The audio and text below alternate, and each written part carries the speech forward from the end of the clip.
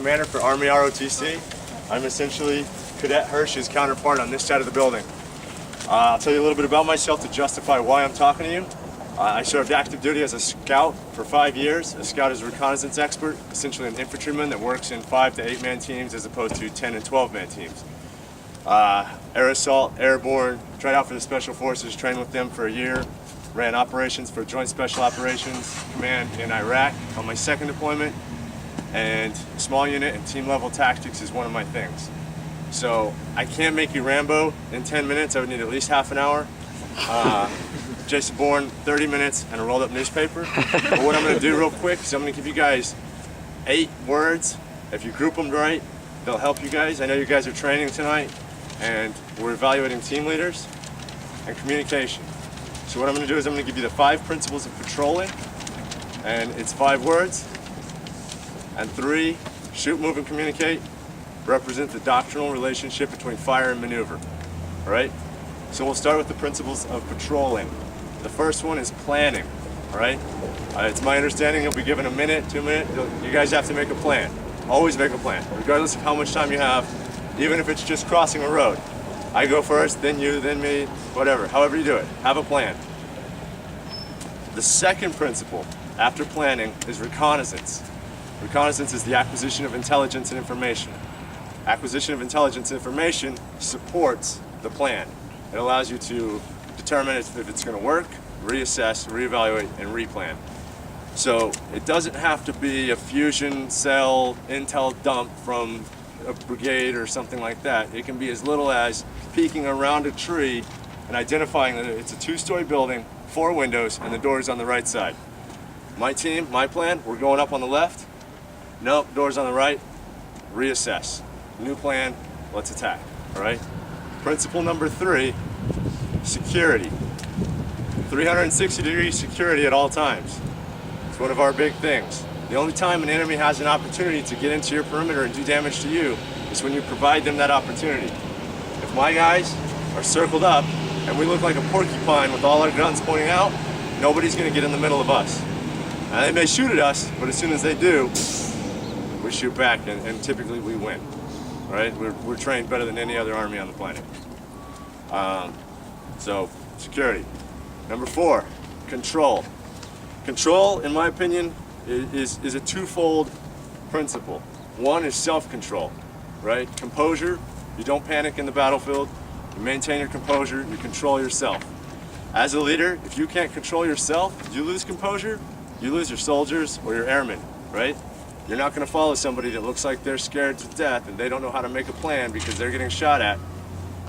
So in order to maintain control of the situation, you have to start by controlling yourself. Level head, control it, right? The second part is controlling the battlefield. Control is a zero-sum idea. It doesn't work that you control part of it and I control part of it, bad guys control it sort of and I control it sort of. If I don't control the battlefield, the enemy has control. Their actions will dictate mine. I would prefer that our actions dictate theirs, right? So if you control the battlefield and you control yourself, your subordinates will follow you and they'll do what you need to do, assuming you have a good plan, you've done the reconnaissance, you've got security, and you control it, right?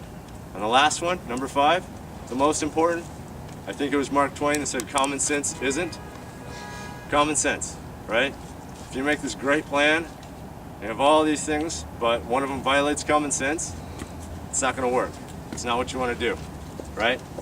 So common sense is kind of the keystone to all of them. If your plan is we're all going to take off our protective gear, put down our rifles because we can run faster in a firefight, that violates number 5, right? All right, we don't do that. Common sense, very easy. If you've got a 4-man team and you're maneuvering on the battlefield, all your decisions, all your actions don't violate common sense, right?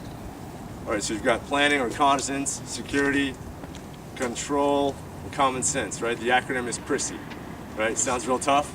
Principle is patrolling, real infantry, kill, PRISSY. All right. The second thing we're going to talk about it's quick, but it's fundamental for military, especially the Army. But anytime you do maneuver training, right? It's the relationship between fire and maneuver, right? And we have the shoot, move, communicate mentality. Fire and maneuver, the relationship is defined kind of along these lines. Fire without maneuver means, you know, I'm in a stationary position, I'm shooting, and we're not maneuvering on the enemy. Eventually, I will run out of ammunition. Fire without maneuver is death. I'm just going to sit here until I run out of ammunition and somebody comes and kills me, right? We don't do that. We don't ever want to do that. In that situation, you're just saying, all I'm doing is prolonging my defeat. Maneuver without fire is suicide. If you jump up and the bad guys have guns and you run around and somebody's not shooting at the bad guys, you're like the little duck at the carnival game, right? You're just waiting to get shot. You've acknowledged that you're going to lose and you've given them the opportunity to shoot you. We don't do that either, right? So fire without maneuver, death. Maneuver without fire, suicide. Okay, so the way this works is shoot, move, communicate. These three don't go in that order. It sounds really cool when you say it like that, and there's an army cadence where you march around, boom, boom, shoot, move, communicate. You communicate first. Otherwise, you're doing something and nobody's tracking, so you communicate. I'm gonna shoot, you're gonna move, right? You maneuver on the enemy while I cover you. I'm gonna shoot at him, while his head's down, you go. You move, I'm shooting, you get set up, you communicate to me. I'm set, I'm gonna cover you. I'm moving, right? As soon as I move, communicate. And so it's kind of a relational thing where they fit in where they need to. It's not this one, then this one, then this one all the time. We have the MET-TC thing, it's dependent on our mission, right? So the things you guys are gonna be evaluated on today are going to involve some of these principles of patrolling and this relationship between shooting, moving, and communicating. If you're a team leader and you're not communicating your plan, then it doesn't matter what goes on, because you're going to get somebody killed or somebody's going to make a bad decision. You'll violate the 5th principle of patrolling, right? Communication is integral, so you make sure you're constantly communicating your plan. As soon as somebody gains some intelligence, you communicate it, we put it into the plan, excuse me, we reevaluate and re-attack. Right? Shoot, move, communicate.